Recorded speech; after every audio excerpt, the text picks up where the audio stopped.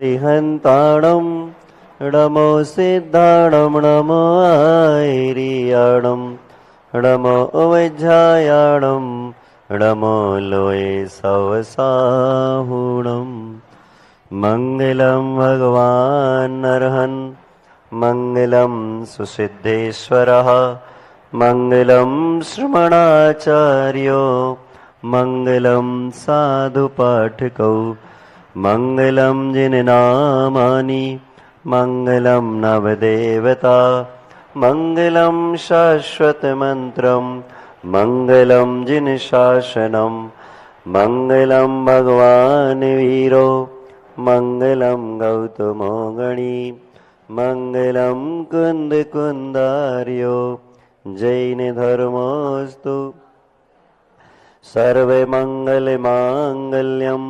सर्वकल्याणकारकं प्रधानं सर्वधर्माणां जैनं जयतु शासनम्।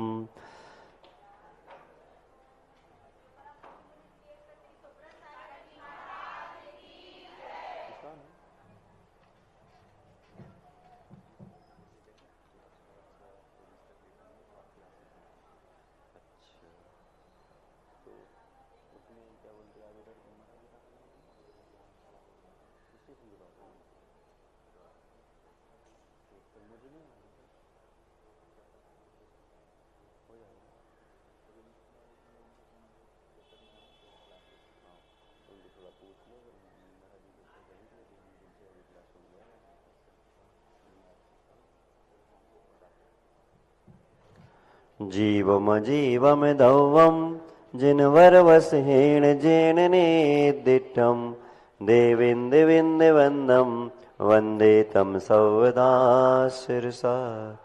जय बोलिए परम पूज्याचार्य श्री नेमी चंद्र जी महाराज की। आज हम सभी लोग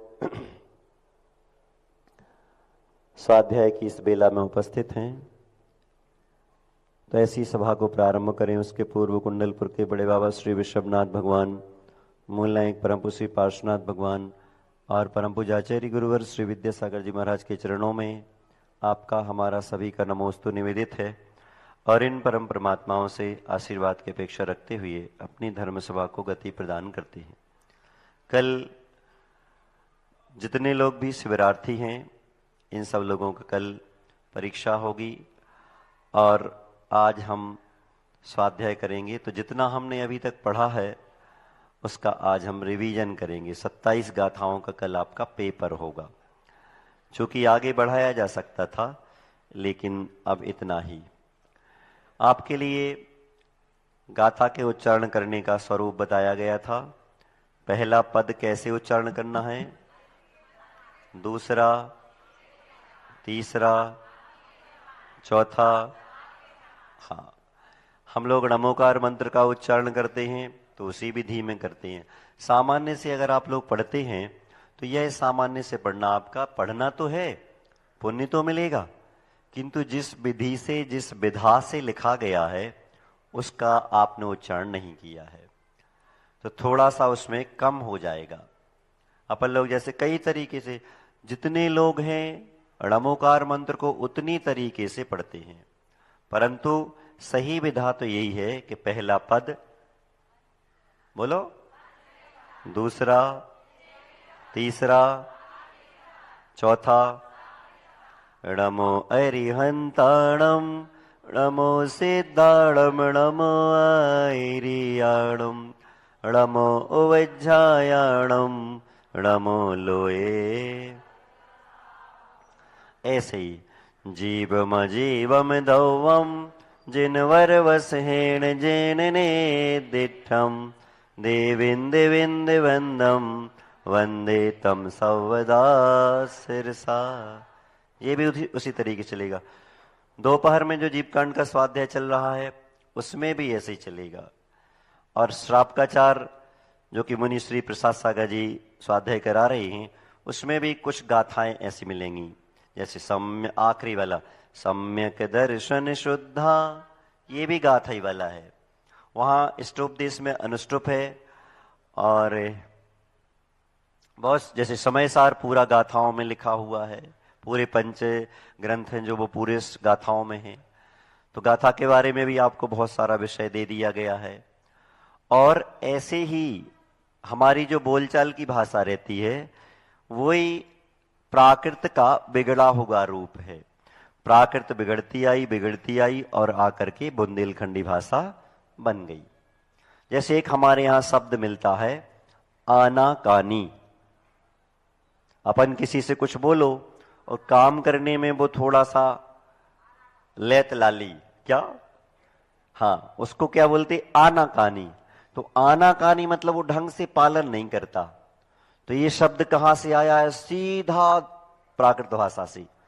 आना कनिष्ठदाये, आज्ञा की कनिष्ठता, मतलब जैसा कहा गया है वैसा नहीं पालन करना, नहीं मानना, इसके परिणाम स्वरूप जो परिणाम या जो विकल्प उत्पन्न होता है उसको कहते हैं आनाकनिष्ठदाये, आनाकानी। आनाकानी का मतलब हुआ हमने आपसे कहा ऐसा करो तो आपने नहीं किया, आपने अपने बच्चों से कहा उन्होंने नहीं किया, तो कहलाती। अब आनाकनिष्ठदाये बिगड़ करके क्या बन गया, आनाकानी। समझ में आ गया। तो बहुत सारे शब्द हैं। तो अगर आप लोग चाहें तो आज इसका पूरा का उच्चारण कर लें कि थोड़ा सा पहले योगा करना है। बहुत बढ़िया। रमो अरिहंताणम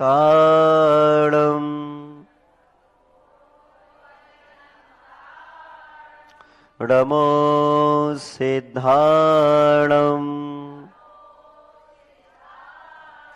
रमो आयरियाणम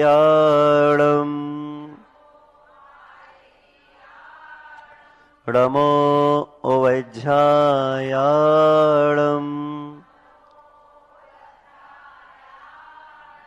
रमो लोए। हम लोग बहुत सारे योगा का प्रयोग करते हैं लेकिन सभी में नमोकार मंत्र का प्रयोग किया जाता है, तो इसी को ऐसे ही नाम दिया गया नमोकार योग। तो सारे आप जितने भी योग करोगे उसमें नमोकार का प्रयोग करेंगे, ठीक है ना। तो ये अब दूसरा वाला स्टेप करेंगे नमो अरिहंताणम। अच्छे सामने से यूं करके, बिल्कुल यूं। जैसे कभी आपने देखा हो कि कुछ वो ऐसे रहती है ना देवियां टाइप के, वो ऐसी रहती और ऐसे करके ऐसे आपको फूल चढ़ाती है, अथवा नर्तकियां रहती हैं नाचने वाली, तो वो ऐसे आपके पूरे देखना, जब आप ऐसे करते तो और सामने हाथ फैलाना और ऐसे करोगे तो आपके हाथों में अलग प्रकार का एक जोर पड़ेगा, वही जोर आपको स्वस्थ रखेगा। रमो सिद्धाणम, ऊपर ऊपर हाथ, हाँ, देखना भी है ऊपर, उसमें भी। रमो आयरियाणम रमो रमो। अब रंग के बारे में बताया गया था कि अरिहंतों का सफेद, सिद्धों का, आचार्यों का, उपाध्यायों का और असाधुओं का गहरा नीला। तो ऐसे में अब आप जैसे ही आपकी ऐसी मुद्रा बनेगी तो आपको विचार करना है कौन से रंग का। सफेद रंग किसका प्रतीक होता है,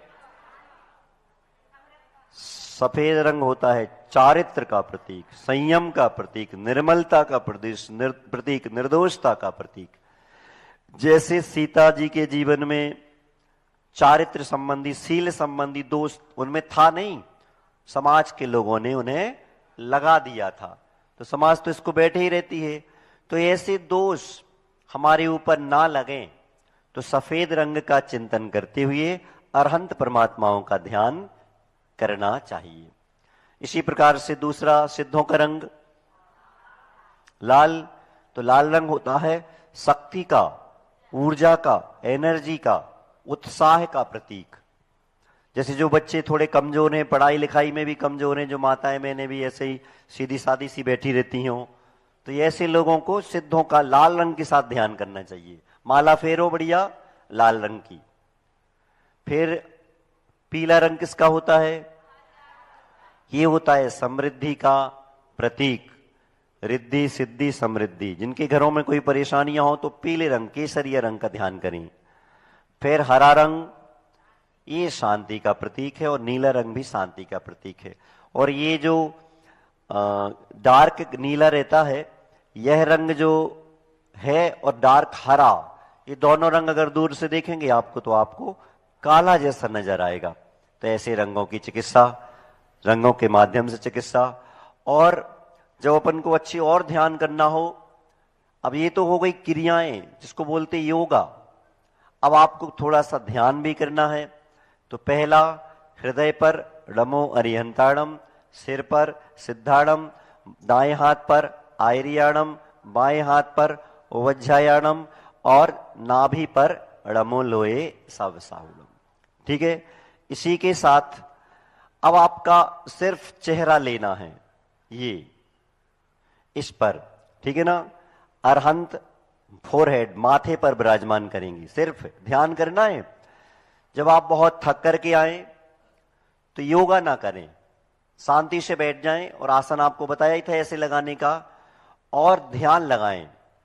रमोकार ध्यान कैसे लगेगा? ये जो फोरहेड है आपका माथा, इस पर बढ़िया अरहंतों को विराजमान करें।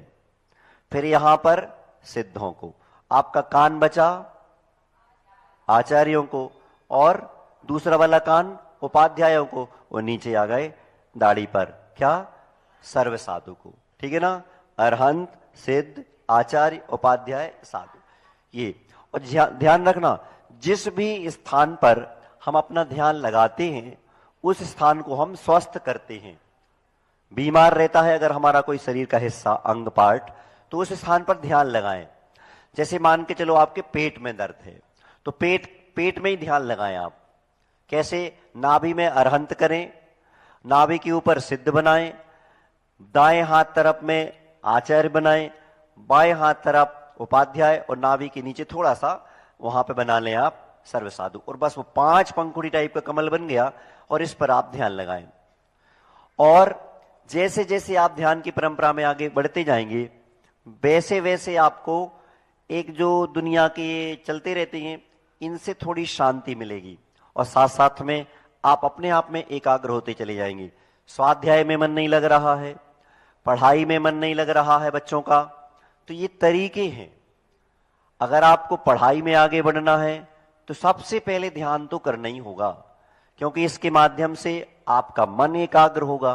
पूजा करने गए तो पूजा करने में मन नहीं लग रहा है, तो भी आपको थोड़ा सा योगा तो करना ही होगा, क्योंकि हमारा, आपका, और जो भी ये अपन लोग कहलाते मनुष्य लोग, ये सब कहलाते हैं मनुष्य गति के। और मनुष्य गति के जितने लोग होंगे, जितना आराम करेंगे उतने बीमार पड़ेंगे।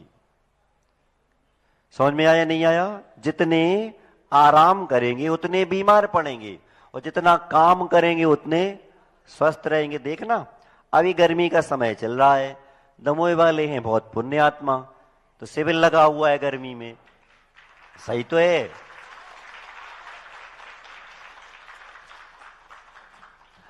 पुण्य नहीं होगा तो आपके यहां साधु नहीं आएगा। मैंने एक बार आपको बताया था, आप लोग अगर ऐसे स्थान पर हैं जहां पर जैन व्यक्ति को जैन व्यक्ति दिखाई दे रहा है, अर्थात जैन व्यक्ति को जैन व्यक्ति का दर्शन हो रहा है, तो समझ लेना कि पिछले एक जीवन की साधना का परिणाम है जो जैन व्यक्ति को जैन व्यक्ति का दर्शन होता है। और ऐसा आपको मिलता रहे, ऐसा आपको मिलता रहे, ऐसा पुण्य कमाने के लिए जहां भी जैन व्यक्ति दिखे अथवा कोई भी व्यक्ति दिखे, हाथ जोड़ करके जय जिनेन्द्र कर लेना, आपका अगली पर्याय का जैन में पैदा होना पक्का हो गया। ठीक है। तो दमोह में शिविर लगा है, अभी बहुत सारी बेटियां मायके आई हैं, आएंगे ना। और जब तक शिविर लगा है, जब तक एक भी बीमार नहीं पड़ेंगी, एक भी बीमार नहीं पड़ेंगी, क्योंकि early to bed and early to rise, सुबह जल्दी उठना जल्दी सोना हमारे लिए स्वस्थ बनाता है, बुद्धिमान बनाता है और धनी बनाता है। अब जिसके पास बुद्धि आ जाए, मतलब सरस्वती देवी आ जाए, शक्ति मतलब दुर्गा देवी आ जाए, और पैसा मतलब लक्ष्मी देवी आ जाए, उसको दुनिया की कोई शक्ति पराजित नहीं कर सकती। मतलब अगर आप सुबह से उठते हैं तो आपके पास बुद्धि भी होगी, समृद्धि भी होगी, शक्ति भी होगी, सब कुछ होगी। अब सुबह से यहां दौड़े, दौड़ करके शिविर में भाग लिया, आपको कुछ भी समझ में नहीं आया, कुछ भी नहीं आया, परंतु वहां से यहां आना ही इस बात का प्रतीक है कि आप बहुत बड़े धर्मात्मा हैं, श्रद्धालु हैं। अब थोड़ी सी हमारी चूक हो गई, और हमारा स्वाध्याय सबसे पहले प्रारंभ होता है सुबह सुबह, थोड़ी चूक हो गई। अगर ऐसे में अपन लोग जो स्वाध्याय के शिविर में शामिल होंगे, ज्ञान शिविर में शामिल होंगे, हो रहे थे, सब लोग एक ड्रेस में, एक पोशाक में और आते, अपने पास सब रहते, केसरिया केसरिया पहन के आते, तो जहां से सड़क से निकलते वहां से देखने वाले कहते भैया इनको रास्ता छोड़ दो, ये शिविरार्थी ये शिविर में जा रहे हैं।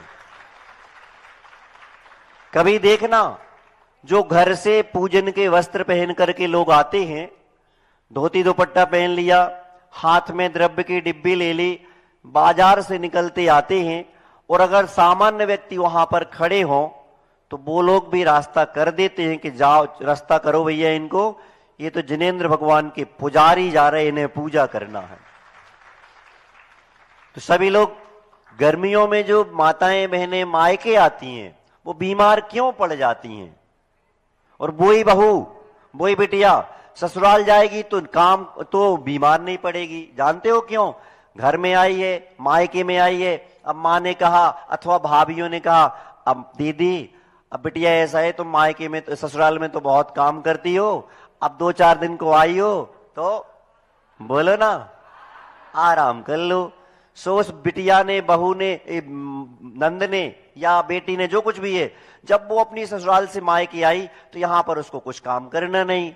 सुबह भाभी खड़ी है नाश्ता लेके, दोपहर में फिर खड़ी है नाश्ता भोजन लेके, दोपहर में दोपहरिया लेके, शाम को अंथऊ लेके, और रात को पहुंचे तो बिहारी, जो कुछ भी है स्वल्पाहार वगैरह खड़ी है। अब खाना मिल रहा है मन मन का, वो काम कुछ करना नहीं है, और डरे हैं कूलर की हवा में, तो बोलो बीमारियां होंगी। और वही बहू यहां पर बीमार रहेगी, जब ससुराल जाएगी तो सुबह से 5 बजे उठ जाएगी, बच्चों को स्कूल जाना है, पति को दुकान जाना है, और भी सदस्य हैं सारे घर में, और काम करना है, सब कुछ काम करना, झाड़ू पोंछा चक्की जो कुछ भी है सब कुछ करना है। तो सुबह से उठ करके व्यस्त हो जाती है, और इतनी व्यस्त हो जाती है कि उसको अपने बीमारी का याद ही नहीं रहता, तो अपने आप में स्वस्थ रहती है। ठीक है ना? तो ये आप कभी सोचना नहीं कि मायके जाओ, तो मायके जाने में देखो, जैसे शादी के पहले, विवाह के पहले घर में कैसा काम करते थे आप, सारा काम, जिन घरों में बेटियां होती हैं उन घरों की रौनक देख लो आप, तो बजाओ ताली फिर।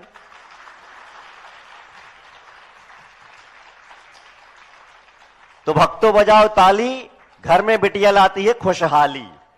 बस याद रखना, अब वो घर में बेटी जब थी तो खूब अच्छा काम कर रही थी, और जैसे ही ससुराल गई वहां भी काम किया, लेकिन जब ससुराल से विवाह के उपरांत मायके आई तो उसने काम करना बंद कर दिया, सो बीमारियां हो गई। देखना, जो व्यक्ति भले कितना बूढ़ा हो जाए, कुछ भी हो जाए, अपना काम करते रहो तो आपको कभी बीमारियां अथवा ये चीजें परेशान नहीं करेंगी। तो ऐसे जब सुबह से आप आते दौड़ते यहां पर, तो आप अपने आप में स्वस्थ रहते हैं। तो स्वाध्याय तो एक बहाना है, आपको अपनी चर्या में व्यस्त कराना है ताकि आप बीमार ना हो पाए। और जो व्यक्ति बीमार होता है उसका ना अभिषेक में मन लगता, ना पूजा में लगता, ना स्वाध्याय में लगता, ना खाने में लगता। कई बार ऐसी बीमारियां हो जाती हैं जो बिस्तर पर पड़े रहो, डले रहो। इससे क्या होता है? इससे ये होता है कि आदमी इतना चिड़चिड़ा हो जाता है कि कोई कितनी अच्छी बात कहे तो भी अच्छी नहीं लगेगी। इसलिए सबसे पहले अपने आप को स्वस्थ बनाना। स्वस्थ बनाने का तरीका है, जितना आप सुनते हो उससे कई गुना गुनो, और गुनने के बाद अच्छा सा रास्ता चुनो। सीधा सिद्धांत है। तो आपके लिए क्या करना है, सुबह से उठ करके जितना हो सके आप तो उतना थोड़ा सा योगा कर लो। तो आपको 5-7 चीजें बता दी गई हैं। अब थोड़ा सा ध्यान के विषय में आपको बैठ जाना है और यहां पर अरहंत, सिद्ध, आचार्य, उपाध्याय, साधु करेंगे। 2 मिनट के लिए हम मंत्र बोलेंगे, आप लोग ध्यान करेंगे, बैठ जाएं बिल्कुल आराम से। नमो अरिहंताणम्।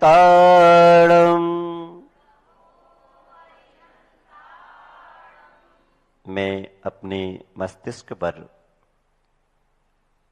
माथे पर अरहंत परमात्माओं को विराजमान करके भावना बनाता हूं कि सभी लोग स्वस्थ रहें और मुझे भी अरहंत जैसी वैभव, विभूति, संपत्ति प्राप्त हो।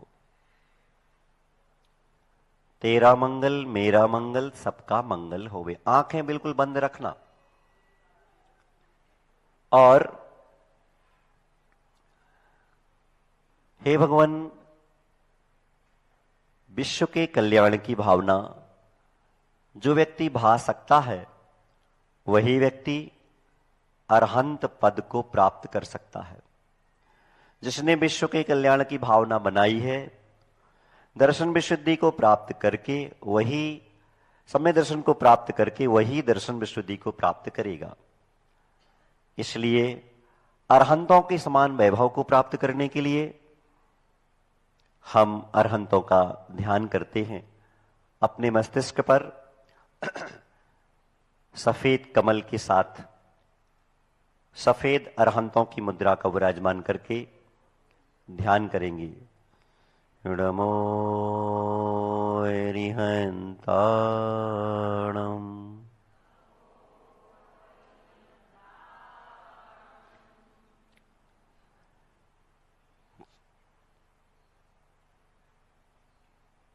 आंख बंद रखेंगे और अपने ध्यान को, मुद्रा ऐसे ही रहेगी, हिलेंगे डुलेंगे बिल्कुल नहीं, और अपने ध्यान की मुद्रा को सिर पर ले जाओ।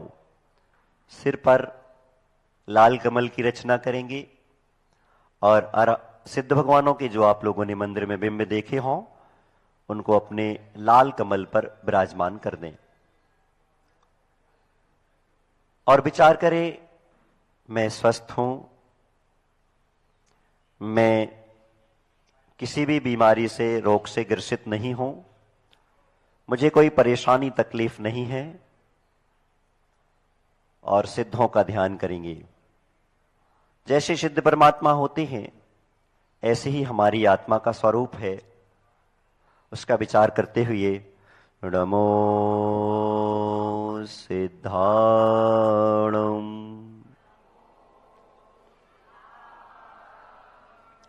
अब अपने दाएं कंधे पर पहुंचेंगे और पीला कमल बनाएंगे और आचार्यश्री को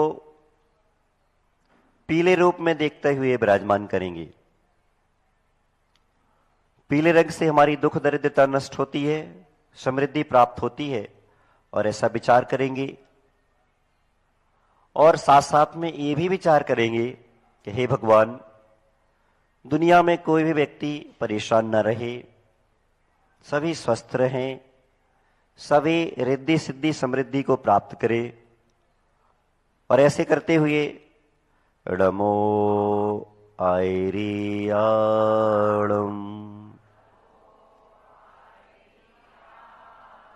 हमने आपको आंख बंद करने को कहा है। क्यों कहा है अभी हम बताएंगे। बस याद रखना कि आंख बंद करने के समय में आप सो ना जाएं, इतना याद रखना। अब हमारा बायां वाला कंधा, उस पर ध्यान लगाएंगे और पहुंचेंगे हरे रंग पर। आचार्य महाराज ने एक दोहा लिखा है, हरी भरी दिखती रहे धरती चारों ओर, यही प्रार्थना वीर से अनुनय से कर जोड़, हरी भरी दिखती रहे। तो ऐसे बिल्कुल हरा हरा विचार करते हुए बाएं कंधे पर हरे सिंहासन की स्थापना करेंगे और उस पर हरे कंधे की स्थापना करते हुए, हरे कंधे पर हरे सिंहासन की स्थापना करते हुए हरे भगवान की स्थापना करेंगे। और सोचें कि हमारा पूरा समाज, परिवार और मैं स्वयं बिल्कुल रिद्धि सिद्धि समृद्धि से भरपूर हो रहा हूं, और दुनिया में भी सभी लोग ऐसा ही कर रहे हैं। ऐसा करते हुए नमो वज्जा बोलो।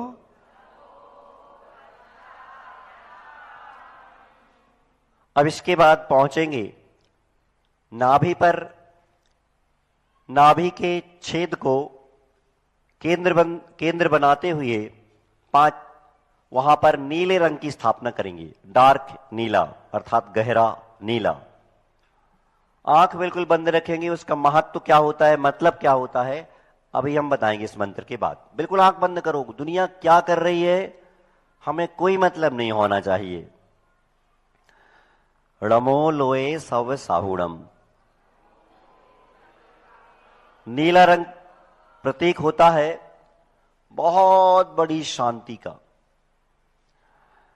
बहुत बड़ी गहराई का। कभी आप आकाश में देखते हो तो आपको नीला रंग दिखाई देता है, वास्तव में वही नीला रंग है ही नहीं। क्या होता है, बहुत दूर गहरे स्थान को जब हम देखते हैं तो नीला नीला प्रतीत होता है। जैसे जैसे नीले को पकड़ने जाओगे, देखने जाओगे तो वहां कुछ नहीं मिलेगा, खाली स्थान मिलता जाएगा।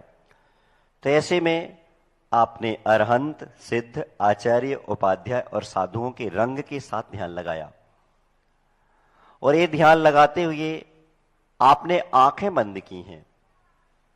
आंखें बंद करने में कितनी शक्ति प्राप्त होती है, आपको थोड़ा सा हिंदू परंपरा की ओर ले चलता हूं कि जब गांधारी ने दुर्योधन को कुछ शक्तियां देने का भाव बनाया था तो उसने क्या कहा था कि तुम पूरे दिगंबर होकर आना। और उसने अपनी आंखों पर बहुत पहले से, विवाह के उपरांत, हिंदू परंपराओं के अनुसार बता रहा हूं, आंखों पर एक पट्टी बांध रखी थी। उसने अपने जीवन में जितनी शक्ति अर्जित की वो सब आंखों से सुरक्षित रखी, क्योंकि हमारी सबसे ज्यादा एनर्जी, ऊर्जा, शक्ति आंखों से नष्ट होती है, और हम लोग सबसे ज्यादा आंखों का प्रयोग करते हैं। हाथ का, पैर का, मुंह का उतना नहीं करते जितना आंखों का करते हैं। तो जब कभी तुम्हें थकान हो, परेशानी हो, तो आंखों को बंद कर लेना, बैठ जाना, और जब बहुत गर्मी महसूस हो रही हो तो ऐसे कुछ ककड़ी को ठंडी करके, मिट्टी को ठंडी करके, मलाई को ठंडी करके, रुई में, गीली रुई में, कॉटन में रख करके और आंखों पर रख करके आराम से सो जाना, बहुत आराम मिलेगा आंखों को भी। तो ऐसे ही अपनी एनर्जी को बचाने का सबसे अच्छा साधन है आंखों को बंद करना। अब आपकी आंखें बंद है, बिल्कुल बंद रखो। अब जो दोनों हाथ आपके थे, इन हाथों को आपस में, अभी आंखें मत खोलो। आंखें खोलोगे तो आपने जो आंखों का सिस्टम बनाया है वो सब खराब हो जाएगा। अब हाथों को आपस में रगड़ो, और रगड़ करके जहां पर अरहंत परमात्मा को सिद्ध पर, फोरहेड पर, माथे पर विराजमान किया था, यहां से उन रगड़ते हुए हाथों को भी, आंखें नहीं खोलना, अपने चेहरे पर हाथों को रगड़ते हुए और शरीर के पूरे हिस्से से रगड़ते हुए, और सामने, अभी तो आपके सामने चटाई होगी, पर प्रायः जब आप ऐसे योगा करें तो सामने स्थान जमीन का रखें, जमीन पर हाथ रखें, ऐसे जमीन पर हाथ रख दें। अभी आंखें नहीं खोलना। क्यों खोलनी आंखें? हम इतनी एनर्जी एकत्रित करवा रहे हैं, आप लोग आंखें खोल के खराब कर रहे हैं। आंखें बंद करो, और सामने जो चटाई है अथवा जिसके पास जमीन हो, उस जमीन पर ऐसे हाथ रख दें, दोनों हाथ, दोनों पंजे। ठीक है, रख दिया हाथों को, तो हाथों को रखकर अभी आंखें नहीं खोलना, आंखें बिल्कुल बंद रखो। जमीन पर दोनों हाथ स्पर्श करते हुए, टच करते हुए रख दे, और बोले कि हे धरती माता, मेरे अंदर की जितनी भी बुराई है, जितने भी रोग हैं, जितने भी विकार हैं, मैं उन सबको आपको समर्पित करता हूं, करती हूं। अथवा सबसे अच्छा बहुवचन में प्रयोग करें, हम आपको समर्पित करते हैं। अब वापिस आ जाओ, आंखें नहीं खोलना अभी, वापिस हाथ ले आओ अपने, फिर से रगड़ो उन हाथों को। अब आंखों पर रखो और हौले हौले अपने हाथों को हटाते जाओ और हौले हौले आंखों को खोलते जाओ। अब आप लोगों ने आंखें बंद की नहीं है तो वो आनंद आएगा ही नहीं, पर जब बिल्कुल ऐसे 10-15 मिनट आंखों को बंद करेंगे और फिर हौले हौले ऐसे आंखों को हटाते जाएंगे, धीरे धीरे खोलते जाएंगे, तो आपको इतना आनंद आएगा।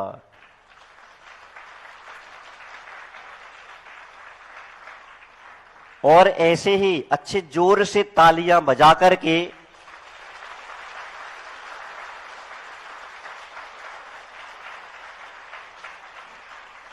अब सुनो, अभी यहां भी कहीं नहीं करना हाथों को, तालियां बजाते हुए आपको वो जो आपके गर्म हाथ हो गए हैं तालियां बजाने में, वो बहुत बड़े ऊर्जावान हाथ हो गए हैं। अब उन हाथों को आपको वहां रखना है जहां पर आपको घुटनों में, कमर में, पेट में, कंधे में जहां भी तकलीफ है, वो ताली बजाने के बाद जो गर्मा गर्म हाथ हैं उनको उस स्थान पर रखो। और रखने के बाद विचार करो कि मेरे जो भी शरीर का हिस्सा बीमार हो, उसके सारे हिस्से पे मेरा जो दर्द हो रहा था, वो सारे का सारा दर्द मेरे हाथों में आ गया है। और हाथों में आने के बाद वो दर्द हमने लेकर के जमीन को दे दिया है, धरती को। तो ऐसे हाथों को पेट पर रख के या जहां भी तुम्हारा दर्द हो वहां रख के जमीन पर रखकर दे दें। ये कहलाती स्पर्श चिकित्सा। जब आपको दर्द होता है और कोई व्यक्ति आपके माथे पर हाथ रखता है, थोड़ा सा सहला देता है, तो कैसा लगता है? स्पर्श चिकित्सा। अगर आप ऐसी ऊर्जा के साथ, एनर्जी के साथ भर करके किसी के शरीर पर तेल लगा करके मालिश करेंगे, तो सामान्य से भी हाथ फेर देंगे, तो वह व्यक्ति स्वस्थ होने की उम्मीद में आ जाएगा। ठीक है ना? तो अच्छी जोर से तालियां बजाओ। और जहां आपको दर्द हो रहा है, वो ताली बजा करके उस दर्द वाले स्थान पर अपना हाथ रखें। जहां भी आपको दर्द होता है उस स्थान पर हाथ रखें और फिर भावना बनाएं कि मेरा वो दर्द सारा हाथों में आ गया, और उन हाथों को उठा करके जमीन पर रख दें। अब चूंकि अभी वर्तमान में तो सिखाया जा रहा है, आप लोग नर्सरी वाले हो, पर जब भी एक छोटा सा आसनी, छोटी सी आसनी आसन लगा करके बैठे, और सामने वाला हिस्सा कैसा हो? जमीन का। सीमेंट वाला चल जाएगा, फर्सी वाला, मार्बल वाला, कोटा स्टोन वाला चल जाएगा, टाइल्स वाला चल जाएगा, क्योंकि ये सब पत्थर के, जमीन के हिस्से हैं। पर प्लास्टिक वाला और लकड़ी वाला नहीं चलेगा, क्योंकि ये कुचालक होते हैं, इनसे हमारा ऊर्जा का आदान प्रदान नहीं होगा। तो ऐसे में, और जब भी किसी का ऐसे इलाज किया भी जा सकता है और अपना भी कर सकते हैं, और ऐसे में कल एक विधि और बताएंगे हम। लेकिन याद रखना, जैसे आपने हमारा इलाज किया, उपचार किया है, तो फिर जाकर के कहीं नहीं दे सकते, झुक नहीं सकते, तो दीवाल में जाके दे दो, दीवाल में जाके स्पर्श कर दो, क्योंकि दीवाल भी धरती होती है। तो सारा आपका जो भी विकारी भाव तत्व होगा सब जमीन में, धरती में चला जाएगा। ठीक है ना? तैयार हैं फिर? किसके लिए? स्वस्थ होने के लिए, क्योंकि स्वस्थ शरीर में स्वस्थ मन निवास करता है, और जिसका स्वस्थ तन और मन हो उसको स्वस्थ चेतन की भावना बनने में देर नहीं लगती है। चलें। जीव मजीवम दौवम जिनवर वस हेण जेण ने दिठम देविंद विंद वंदम वंदे तम सौदा सिरसा। इसके विषय में भैया एक माइक तैयार कर देना। ए भाई, एक माइक। हाँ, किसी को कुछ पूछना हो योगा के विषय में, स्वाध्याय के विषय में, तो वो अब पूछे, हम उसका जवाब भी दे सकते हैं। ज्यादा पढ़े लिखे तो नहीं है, पर जवाब तो दे लेंगे हम, क्योंकि बुंदेलखंड के हैं। हाँ, पूछो जल्दी। इस विषय में आपसे कहें कि देखो, आपके मन में कोई बात होती है वो पूछने का लगता है, पर ऐसे लगता है कि इतनी बड़ी भीड़ में हम कैसे पूछें। तो समझ लेना कि वो जो भाव आपका था, जो आपने पूछा नहीं है, वो अंदर अंदर क्या करेगा, घूमेगा, और घूमते हुए वो वायु बनाएगा, वायु बनाते हुए आपको बीमार करेगा। इसलिए अगर पति से भी लड़ाई हो गई है, पिता से भी लड़ाई हो गई है, और आप उसका कुछ प्रतिकार करने में असमर्थ हैं, कहने में असमर्थ हैं, तो जाकर के भगवान को सुना आना, प्रतिमाओं को सुना आना। नहीं सुना पाओ तो एकांत में जाके छत पे सुना आना। नहीं सुना सकते हो तो जब आप लेट बात जाते हो ना, तो वहां एकांत मिलता है, वहां सुना आना। कुछ नहीं है तो तकिया को सुना देना, पर अपने अंदर रखना नहीं। पति से कहोगे तो विवाद हो जाएगा, तो कहे बिना आप अच्छे आराम से सुना लेना। हाँ, एक मिनट भाई भाई भाई चालू करो इसको।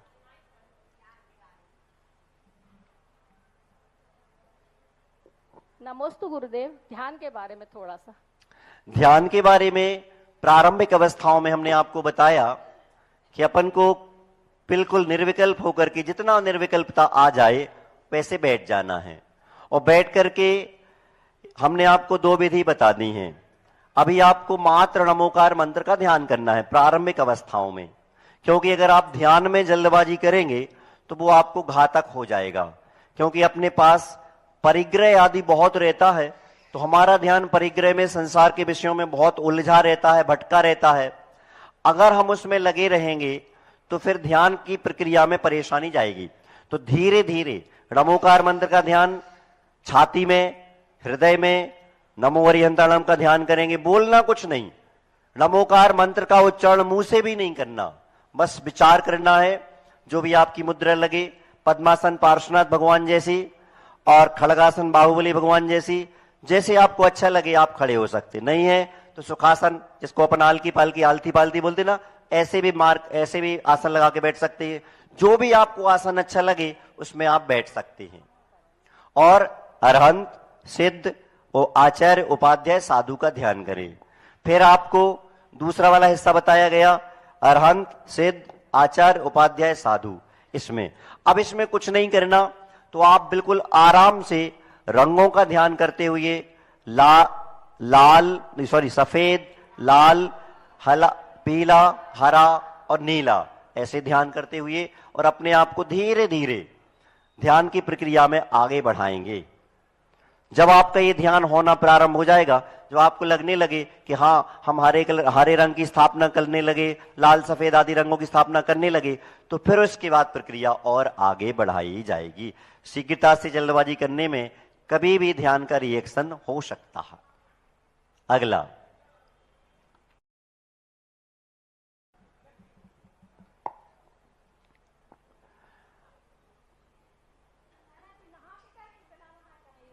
माइक का प्रयोग करो।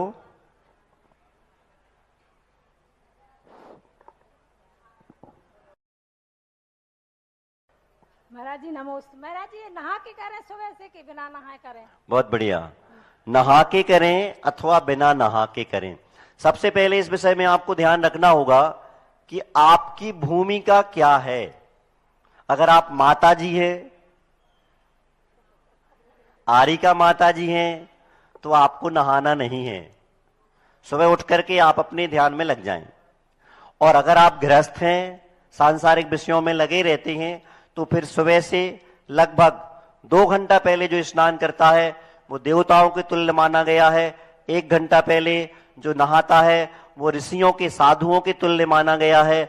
और जो सूर्योदय के जस्ट पहले, मतलब जैसे सूर्योदय नहीं हो पाया और नहा लिया, सूर्योदय के पहले नहाना, ये मनुष्यों का लक्षण है। लेकिन सूर्योदय अर्थात सूर्य का उदय होने के बाद, सूर्य उगने के बाद, सनराइज होने के बाद अगर आप नहाते हो तो यह नहाना राक्षसी वृत्ति को देता है।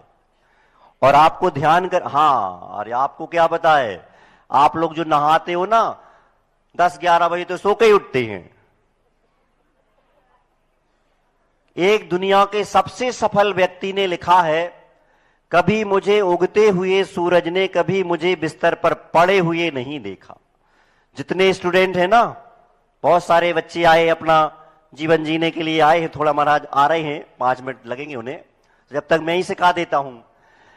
जो व्यक्ति सूर्योदय होने के पहले उठता है, एक सबसे संसार के सफल व्यक्ति ने लिखा है अपनी पुस्तक में कि मुझे कभी उगते हुए सूरज ने कभी मुझे बिस्तर पर पड़े हुए नहीं देखा।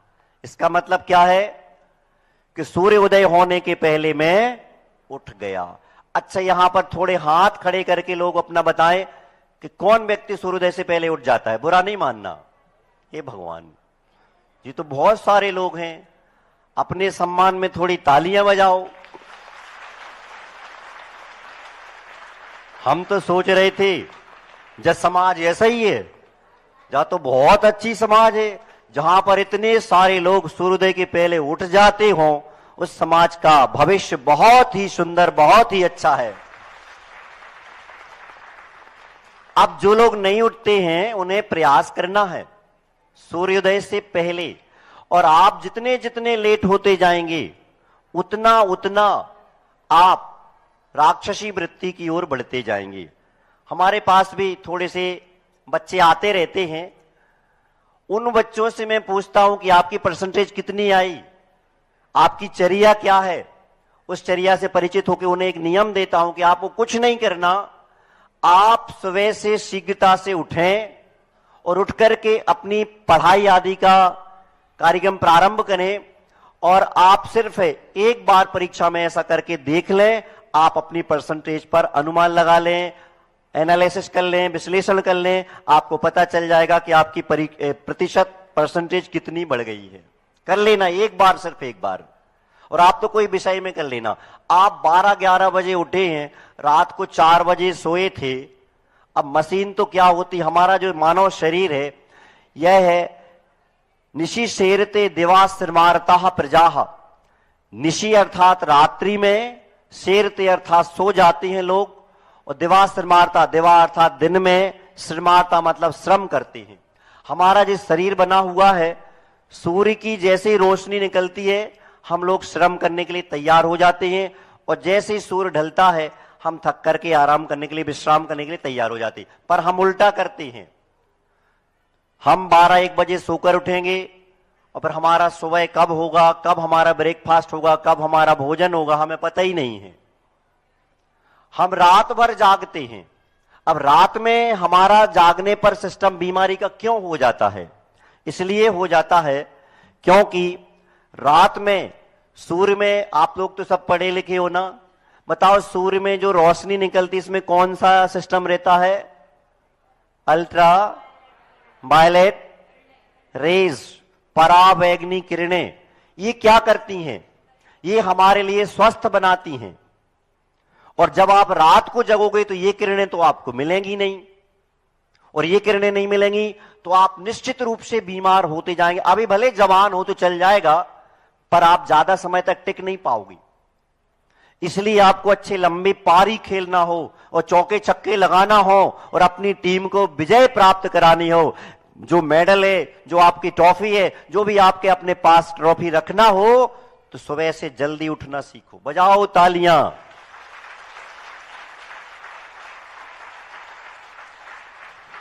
भोजन, हाँ, इस छोटी सी बिटिया को माइक पहुंचाएं। जब आप भोजन करते हैं तो भोजन करने का भी सिस्टम ऐसा नहीं रहता कि जैसे चाहे जब चाहे जो चाहे खाते जाओ। ये तो त्रेंच करते हैं। हम मनुष्य लोग रहते हैं, हमारा भोजन कैसे होता है? आप लोग तो सब इंग्लिश वाले हो, पर मैं थोड़ी सी लाइन सुनाता हूं। Breakfast like a king, lunch like a prince, और डिनर लाइक अ बेगर। याद हो गया ना? Breakfast like a king, lunch like a prince, और डिनर लाइक अ बेगर। भोजन कैसे करना है? सुबह कौन करता? राजा महाराजाओं जैसा जितना खा सके मूसर लगा के ठूस के खा जाओ, कोई दिक्कत नहीं होगी। क्यों नहीं होगी? क्योंकि हमारे यहां सबसे बड़ा भोजन करने का समय माना है जिस समय पर साधु लोग 9:30 बजे के आसपास आहार को निकलते हैं, ये हमारे भोजन का सबसे उपयुक्त समय है। हमारे साधु लोगों को कुछ पता नहीं, शास्त्रों में कुछ लिखा नहीं, पर आज वर्तमान में जो शोध हो रहे हैं इनके माध्यम से पता चला कि सूर्योदय होने के लगभग 2-2.5-3 घंटे के बाद भोजन करना चाहिए। अब दिन भर उसमें यूवी वेव्स यूवी रेज, जो अल्ट्रावायलेट रेज किरणें हैं वो लगती रहेंगी, सूर्य का प्रकाश, तापमान लगता रहेगा, तो दिन भर भोजन पचता रहेगा और आप स्वस्थ रहेंगे। अब आपने शाम को अनथाऊ, क्यों बुंदेलखंड वालों है, अनथाऊ बोलो तो हाओ, बोलते नहीं हो तुम लोग, हाओ अनथाऊ करते ना सब लोग। अनथाऊ का मतलब क्या होता है? आज तो भैया अनमने से हो, अनमने का मतलब मन नहीं, ऐसा नहीं, आज थोड़े से कुमला से गए, कमजोर से पड़ गए। अनथाऊ का मतलब है खाना तो है पर बहुत कम खाना है, क्योंकि रात को वो परावैंगनी किरणें अल्ट्रावायलेट रेज मिलेंगी नहीं, तो भोजन पचेगा नहीं, पचेगा नहीं तो आपका स्वास्थ्य रहेगा नहीं। हाँ बोलो बेटा। नमोस्तु महर्षि। महर्षि, जब पेपर के टाइम पे ऐसा होता है कि रात को ज्यादा मन लगता है पढ़ने में, दिन में शांति नहीं मिलती है, रात में शांति रहती है, इसलिए रात में। पर आपने देखा होगा बेटा कि जब परीक्षाओं का टाइम होता है सबसे ज्यादा बच्चे बीमार क्यों होते हैं? बताओ माताओं बहनों, आप लोग बच्चों के पढ़ाई के लिए हमेशा तत्पर रहते, तैयार रहते, तो सबसे ज्यादा बच्चे पढ़ाई के टाइम पर बीमार क्यों होते हैं? क्यों? रात भर जगते हो, रात भर तुम्हारे पास भोजन पचाने की शक्ति है ही नहीं और कुछ खाते पीते रहते हो। और हमारे यहाँ का सिस्टम है, दोपहर में जब भोजन किया जाता है तो आराम किया जाता है, और शाम को जब भोजन फिरना होता है। अब वहां से आपका मग भी लगा है, तो चाय भी चल रही है और पढ़ाई भी चल रही है। अब हमारे शरीर को समझो, बच्चे लोग विशेष रूप से समझे कि हमारा जो शरीर है, यह शरीर बहुत बड़ी मशीन है, और इस मशीन में जब पेट्रोल डाला जाता है तो यह दूसरा कोई भी काम करने के लिए सक्षम नहीं होती। साधु लोग आहार करके आते तो सामायिक क्यों करते हैं? अगर आहार के बाद वो विहार करेंगे तो बीमार पड़ जाएंगे, क्योंकि हमारी सारी एनर्जी, सारी शक्ति जो हम भोजन करके आए हैं उस भोजन को पचाने में लग गई है। और आप कर रहे हैं पढ़ाई, तो पढ़ाई में आपने भोजन को पचाने वाली एनर्जी लगा दी, तो आपका भोजन भी नहीं पचेगा और ढंग से पढ़ाई भी नहीं होगी, तो आंखों की रोशनी भी खराब हो जाएगी और आप बीमार पड़ते जाएंगे। इसलिए आपको लग रहा है ऐसा कि हमें दिन में शांति नहीं मिलती, नहीं, आप सुबह 3 बजे से 4 बजे के बीच में उठ जाएं, करके देखना, 2-4 दिन परेशानी जाएगी। और अच्छे यार, मैं विधि बता रहा हूं आपको, क्योंकि हमारे शरीर में थोड़ा सा परिवर्तन चाहिए होता है। 3 से 4 बजे के आसपास उठें और शानदार 2 से 2.5 घंटा पढ़ाई करें। जो कुछ भी आपको चाय दूध आदि का प्रयोग करना है, 3 से 2-2.5 घंटा पढ़ाई करें, ठीक है ना। और हमारे यहां फिर उसके बाद आप बढ़िया नहाएं धोएं, और नहाने धोने के बाद पारसनाथ भगवान अथवा जो भी आपके भगवान मूल नायक भगवान है मंदिर जाएं, और वहां पर आधा पौन घंटे का जो भी धर्म ध्यान है करके आए। फिर वहां से आए, थोड़ा सा खाएं पिए, थोड़ा सा मम्मी पापा जो कुछ भी परिवार के सदस्य हैं उनसे थोड़ी हंसी मजाक करें। कुछ लोग ऐसे उदास से बैठे रहते हैं, सारे संसार की संकट नहीं पे आ गए हों जैसी, नहीं, इतने उदासी जिन चेहरों का श्रृंगार करती है, मक्खी भी उन पर बैठने से। तो सबसे पहला गुण, आजकल हमें अब 2-4 माताएं दिखी तो उनके माथे में सिंदूर दिखने लगा, तो हमने कहा क्यों सिंदूर क्यों नहीं भरते?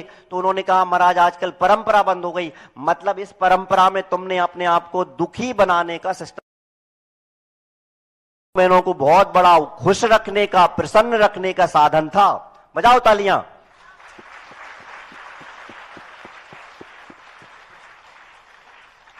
ये आपने बंद कर दिया। अब बोले महाराज वो पसीना में बह जात, सो घर वाली जाओ और कहते ले हमने तुम्हें पहुंच दो, तुम्हारी का औकात है, हमने तुम्हें पहुंच दो, तुम्हारा जीवन नहीं। ये बहुत बड़ा जीने का लक्षण है, खुश रहने का, प्रसन्न रहने का लक्षण है। इसलिए हमेशा आप भोजन करें, थोड़ा सा आराम करें। अब आपने सुबह से 2-2.5 घंटे पढ़ाई की, थोड़ा सा रेस्ट लिया, ब्रेक लिया, और उसके बाद फिर पढ़ाई करें।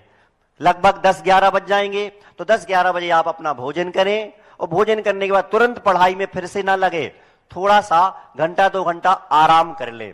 फिर अपने 2 बज गए, 2 से 5-6 बजे तक फिर आप अपना पढ़ाई करें। उसके बाद फिर आपका अंतव का टाइम आ गया, तो अंतव करें। थोड़ा सा महाराजों के पास आ गए, थोड़ी सामायिक थोड़ी वैयावृत्ति कर गए, थोड़े भगवान के दर्शन कर गए, 40 पढ़ गए, तो थोड़ा सा आपका मन परिवर्तित हो गया, और पहुंच गए फिर आप 6-7 बजे कहां पहुंच गए? घर पहुंच गए। घर जाने के बाद अब आपको 3-4 घंटे पढ़ाई करना है। बज गए कितने? 10 से 11। सो जाओ, आपका सोने का समय हो गया। अपने आप 3-4 बजे नींद खुलेगी। क्यों? कैसा लगा? अब आपको लगेगा कि हमें शांति नहीं मिल रही दिन में। अरे शांति दिन में नहीं है, ना बाजार में है, शांति तो संसार में कहीं है ही नहीं।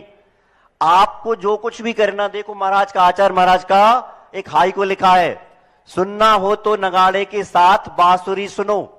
ये संसार ऐसे ही लड़ता रहेगा, झगड़ता रहेगा, सब कुछ होता रहेगा। उसी के बीच में आपको अपनी पुस्तक उठा करके और पढ़ाई में लगना होगा, तभी तुम्हारी परसेंटेज अच्छी होगी। ऐसा नहीं होगा कि तुम सबको शांत, मम्मी शांत, पापा शांत, सब कुछ शांत। ऐसी शांति घर में नहीं होगी, ऐसी शांति तो मरघट में होगी, जहां पे सब शांत रहते हैं, सब शांत रहते हैं। उस शांति को मत तलाशना, उसी बीच में लड़ते जाओ, झगड़ते जाओ, खाते जाओ, पीते जाओ, आंसू बहाते जाओ, पहुंचते जाओ, सब कुछ करते जाओ, और उसी घर में मिलजुल कर बने रहो और उसी में पढ़ाई करना है, क्योंकि इसी के बीच में तुम्हारा जीवन चलने वाला है। तो बिल्कुल नहीं, इस जीवनचर्या को, इस जीवन शैली को, लाइफ स्टाइल को आप करके देख ले, आपको परिवर्तन आपके जीवन में जरूर मिलेगा। हाँ बोलो बेटा। नमस्ते महाराज जी, जैसे कि अपन पढ़ाई करते हैं, जो भूल जाते हैं जब तक पेपर देने जाते हैं। हाँ, सुबह 3-4 बजे उठते हैं तो पढ़ाई करते हैं। महाराज जी इसका बता दीजिए। हाँ बहुत बढ़िया। जब तो सबसे बड़ी बात देखो, बहुत अच्छी बात आप लोगों को बताएं, ऐसी पब्लिक में जी हमारी नहीं तो वीर सागर की है, हम तो चले जाते, तुम लोग 6 बजे 5 बजे आते ही नहीं हो। सुनो, जब कोई ऐसी भरी पब्लिक में अपने हाथ में माइक लेकर के और बोलने का साहस करता है, तो ये तो जीने का सबसे अच्छा तरीका है कि उसने अपना बोलना सीखा है। और जब कोई ऐसा व्यक्ति बोले तो उसके उत्साह वर्धन में आप लोगों का दायित्व बनता है कि सम्मान में तालियां जरूर बजाया करो। हाँ, अब देखो, आप लोगों का कहना है कि हम पढ़ाई करते हैं और पढ़ाई करते समय में हम भूल जाते हैं, परीक्षा के टाइम पे भूल जाते हैं। ऐसा प्रायः बच्चों का होगा। जानते हो क्यों भूल जाते हैं? क्योंकि आप लोगों ने पढ़ाई का सही फॉर्मूला नहीं अपनाया। पढ़ाई का फॉर्मूला है घौची पूली।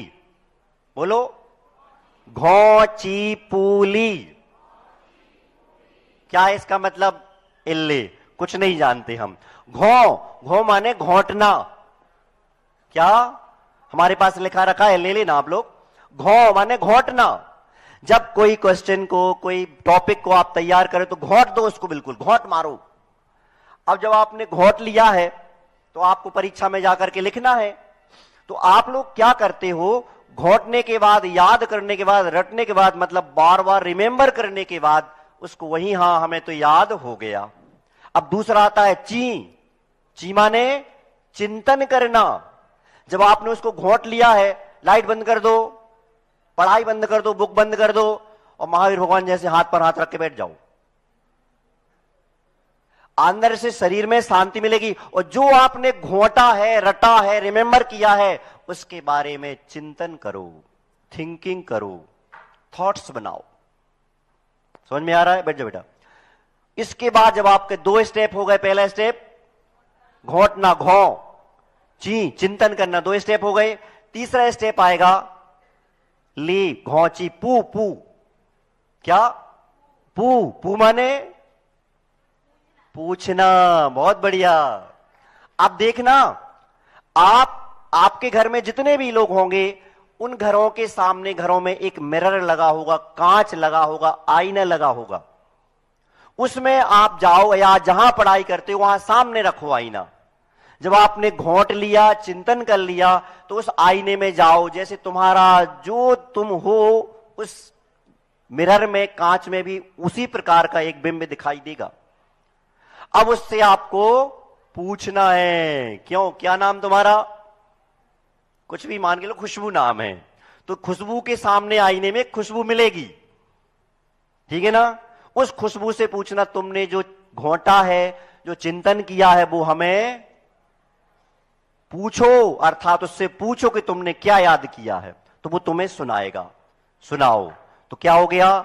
घौ ची पू। अब आया ली। ली माने लिखना। आपने क्या किया? सब कुछ तैयार कर लिया, लेकिन लिख के नहीं देखा। और परीक्षा में कितनी हाई टेक्नोलॉजी आ जाए, पेपर में तो लिखना ही पड़ेगा। ऑनलाइन वाले अलग हैं, पर जो लिखने वाले हैं वो, और आपने लिखने का अभ्यास प्रयास किया नहीं है, इसलिए जब आप परीक्षा में पहुंचे तो आपको जैसे ही लिखने बैठे, ओ जो का होगा वो हम तो सब ही भूल गए, अब वो लिखने में नहीं आएगा। समझ में आया नहीं आया? इसलिए 4 स्टेप, घौ ची पू ली लिख के रखना अपने घर में, टिक्का चिपका के रखो इसको, घौ ची पू ली। हाँ, नहीं हो तो हमारे पास आके लिखवा लेना, नहीं तो मैं कंप्यूटर से कागज बनवा के आपको पहुंचवा देंगे। क्या? घौ ची पू ली। आप भी तैयार करो, जो धार्मिक स्वाध्याय हो रहा है इनको रटना है, तैयार करना है, तो घौ ची पू ली। घर के कोई व्यवस्थाएं खराब हुई तो घौ ची पू ली। और स्वाध्याय का अथवा आपकी पढ़ाई का जो स्टडी है उसमें भी आपको अपनी परसेंटेज अच्छी करनी है, तो क्या?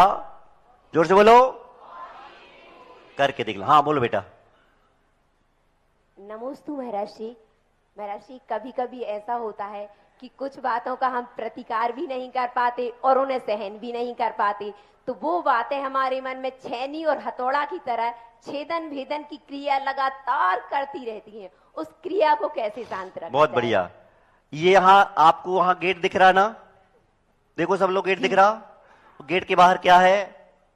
रास्ता है। रास्ते पे एक व्यक्ति निकलेगा, वो गाली देता हुआ जाएगा, मान के चलो, तो आप क्या कहोगे?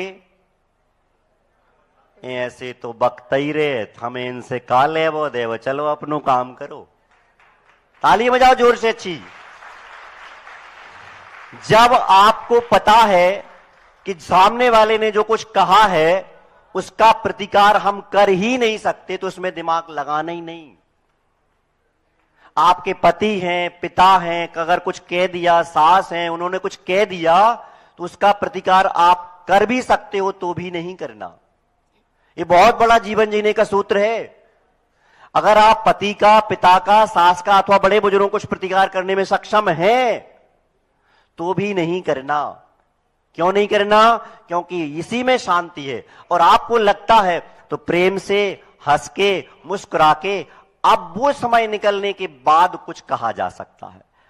जब सामने वाला व्यक्ति वहां गाली बकता हुआ जा रहा है तो हमने जैसे ही देखा तो हमने उसको कोई मतलब नहीं दिया।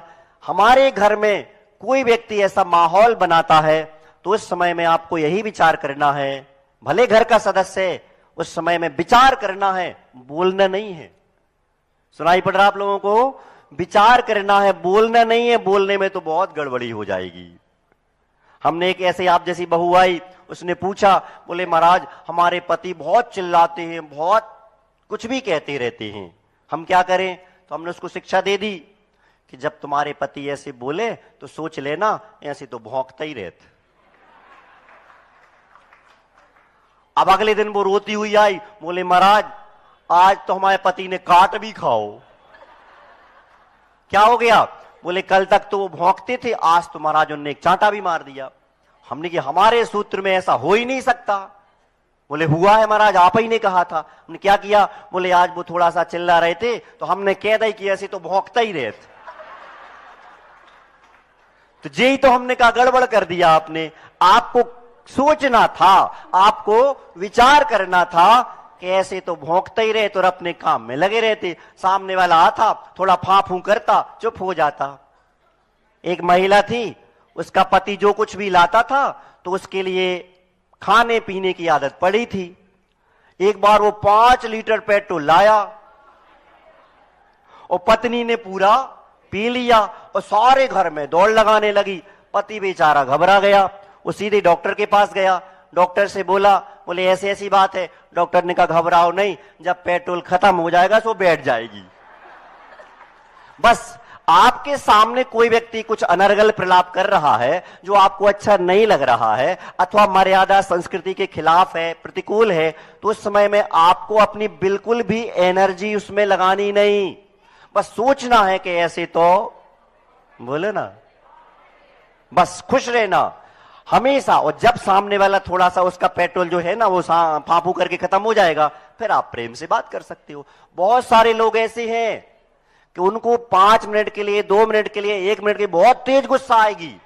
उस समय में माताओं बहनों का, गृहिणियों का ये दायित्व बनता है कि उस समय हम थोड़ा सा शांत रहें और शांत रहेंगे, और जो व्यक्ति तुम्हें अभी थोड़ी देर तक चिल्ला रहा था वही व्यक्ति तुमसे क्षमा मांगने के लिए तैयार हो जाएगा। ये तो बहुत बड़ी जीने की कला है ना, कि जो तुम्हें चिल्ला रहा हो, जो तुम्हें चिल्ला रहा हो, और अगर 1 मिनट तुम शांत हो जाओ तो वो तुम्हारे लिए क्षमा मांगने को तैयार हो जाए, तो दुनिया में इससे बड़ी जीने की कला तो और कुछ हो ही नहीं सकती। नमोस्तु महर्षि।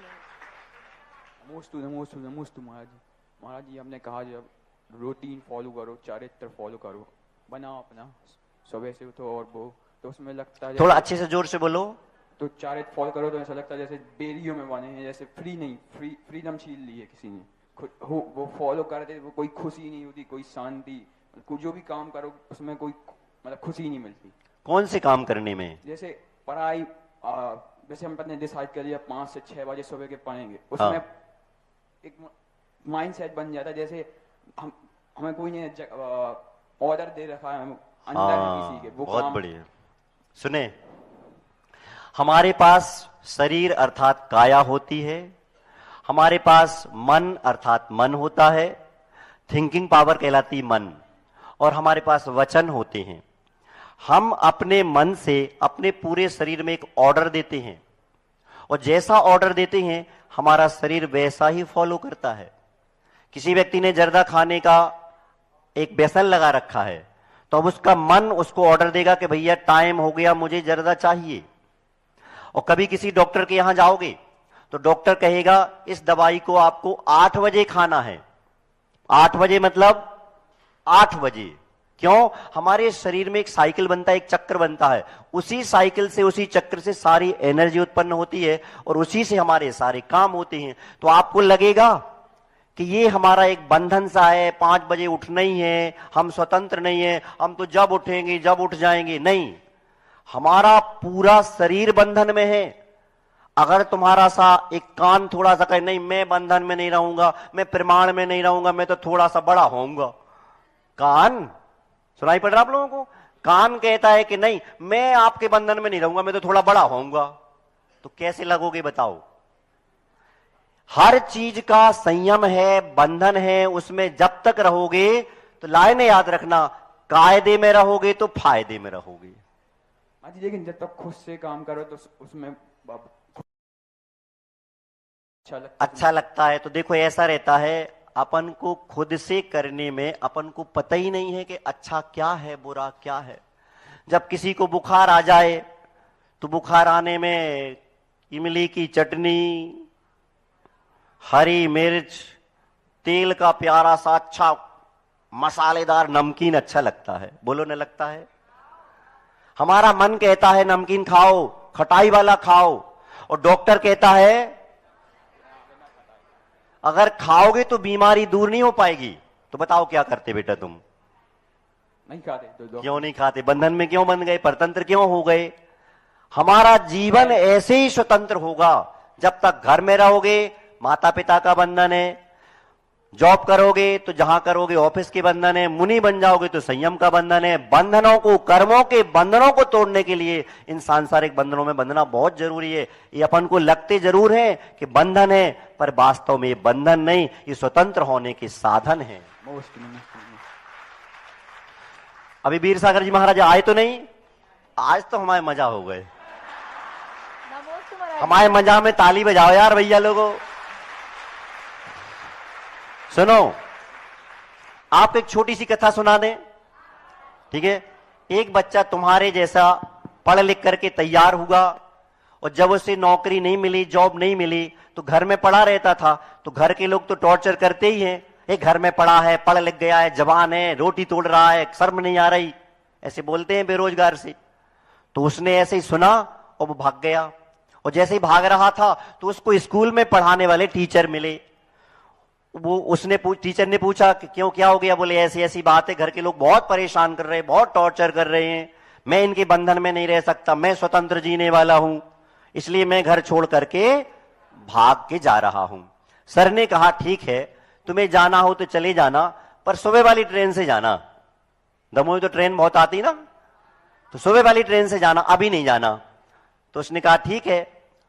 तो घर ले गए और ऐसे बढ़िया उसको तखत पर सुला लिया, और जो सिराने टेबल वगैरह रखी थी उस पर 2 दीपक जला दिए। दीपक समझते हो ना, दिया जला दिए, और एक पर चिमनी रख दी, अर्थात लैंप रख दिया, अर्थात कवर्ड कर दिया, और दूसरे में पूरा घी भर दिया और दीपक को जला करके खुला छोड़ दिया, रख दिया, और पंखा ऑन कर दिया और सो गए दोनों।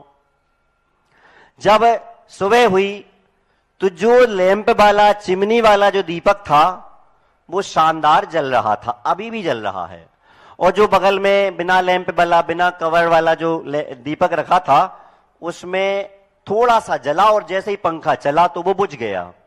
उसका घी भी ज्यों का त्यों रखा है, उसकी बाती भी ज्यों की त्यों है, उस दिया में कुछ नहीं हुआ। अब बच्चा जैसे ही सुबह हुआ तो जाने लगा वो, तो सर ने पूछा, बेटा जा रहे हो? बोले हाँ। बोले रुकने का विचार नहीं बना? रात भर में तो विचार बदल जाता है। बोले नहीं, मैंने तो बना लिया कि मैं जाऊंगा। ठीक है, जाना है तो चले जाओ, पर एक बात बताओ, क्या मैंने 2-2 दीपक क्यों जलाए? भैया आपने जलाए, आप जानो, मैं क्या जानूं? बोले नहीं, आपको बताना। बोले मैं नहीं समझा कुछ। तो सुनो, ये जो पंखा चलाया है और 2-2 दीपक जलाए हैं, एक पर चिमनी रख दी, दूसरे पर नहीं रखी, एक को खुला छोड़ दिया, इससे हम बहुत बड़ी शिक्षा देनी चाहते हैं, आपको बहुत बड़ा मोटिवेशन करना चाहते हैं। क्या? कि देखो, हमारा जीवन भी दीपक की भांति है। अच्छे सुनना सब लोग, हमारा जीवन कैसा है? दीपक की भांति है। और इस दीपक की भांति को, अपने जीवन को अगर संसार के सामने खुला छोड़ दिया, ये पंखा जो चल रहा है संसार की हवाएं हैं, इसको खुला छोड़ दिया तो 1 सेकंड नहीं लगेगी और ये बुझ जाएगा। और अगर उसको चिमनी से ढांक के रखा तो बहुत लंबे समय तक चलेगा। हमारे पास जो योग्यताएं हैं, क्वालिटीज हैं, जो भी प्रतिभाएं हैं, इनका हम प्रयोग कर सकते हैं। ये हमारा जो परिवार है, यह परिवार भी चिमनी जैसा है, सुरक्षा कवच है, फ्री फोकट का, जिसमें तुम्हारा कुछ खर्च नहीं होना। ये फ्री फोकट का सुरक्षा कवच है। अगर तुम अपने स्वतंत्रता से अपना जीवन जियोगे तो ये परिवार वाले तुमसे दूर हो जाएंगे, तुम्हारी चिमनी अलग हो जाएगी, संसार की एक हवा चलेगी और तुम बुझ जाओगे। और अगर परिवार के बंधन में रहोगे तो दुनिया की कोई शक्ति तुम्हें परेशान नहीं कर सकती। जैसे एक छोटी सी बिटिया है, बाजार में निकलती है बेटी, तो वो बेटी अकेली नहीं जा रही है, उसके साथ एक बहुत बड़ा टैग लगा हुआ है कि यह जैन समाज की बेटी है। और अगर बाजार में निकलने वाली अकेली बिटिया को भी तुम छेड़ते हो तो पूरा जैन समाज एकत्रित होकर के आपको छोड़ेगा नहीं। तो जो बिटिया जा रही है उसके पीछे जैन टैग चलता है। फिर इसके बाद फिर चलता है क्या? कौन की बिटिया है? तो आपका परिवार का नाम चलता है, क्या फलाने परिवार की बिटिया है। बहुत सारे यहां सेठ परिवार है, सिंघई परिवार है, और बताओ भाई कौन कौन से परिवार हैं? सराफ परिवार है, आदि आदि। अब इनके अपने आप में वर्चस्व हैं। और जब वो बिटिया सेठ परिवार की, सिंघई परिवार की बाजार में जा रही है तो उसके नाम के पीछे चल रहा है कि जे सिंघई परिवार की है।